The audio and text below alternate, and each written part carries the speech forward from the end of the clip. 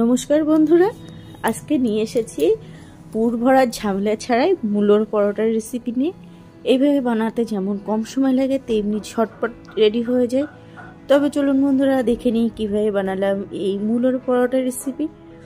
তো এর জন্য প্রথমে আমি কিছু মূলো নিয়েছি, এর মুখটা কেটে নেব আর ভালোভাবে স্কিনটা ছাড়িয়ে নেব। তো মূলোগুলো ভালোভাবে আমি ছাড়িয়ে নিয়েছি, খোসাগুলো। এবার জল দিয়ে ভালো করে ধুয়ে নেব। এর জন্য বেশি কিছু মূলো লাগে না, অল্প একটু মূলো হলেই হলো।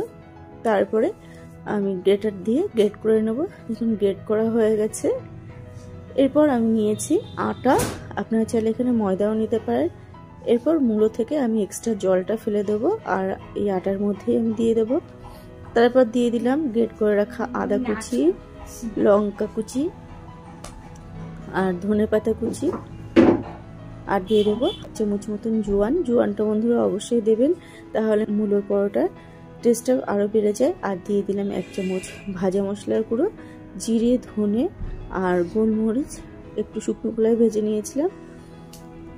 এবার ভালোভাবে অল্প অল্প জল দিয়ে একটা ঘন ব্যাটার তৈরি করে নিতে হবে।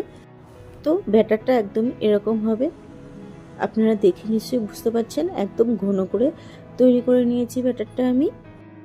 তো ব্যাটারটা রেডি হয়ে গেছে।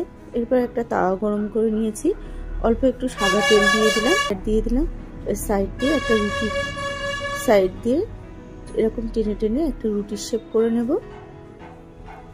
এরকমভাবে যখন নিচটা একটু হয়ে আসবে, একটু হালকা কালার হয়ে যাবে, তখন বুঝতে হবে যে নিচটা হয়ে আসছে।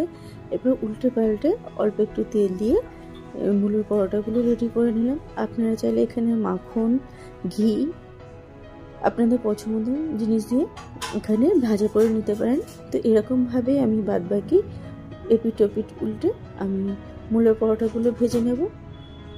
তো আর একটা আমি মূলোর পরোটা একটু মাখন দিয়েও ভেজে নিলাম। মাখন দিয়ে ভাজলে মূলোর পরোটার টেস্টটা আরও বেড়ে যায়। তো রেডি হয়ে গেল মূলোর পরোটাগুলো। এরপর আমি এখানে লঙ্কার আচার নিয়েছি।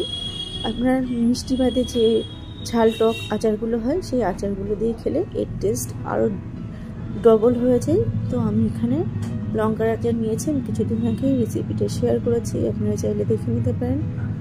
তো রেডি হয়ে গেল মূলোর পরোটার রেসিপি। আপনাদের কেমন লাগলো অবশ্যই কমেন্ট করে জানাবেন। আজ এই পর্যন্তই, বড় হাজির হবো অন্য কোনো রেসিপির সাথে। সবাই ভালো থাকবেন, সুস্থ থাকবেন। রাত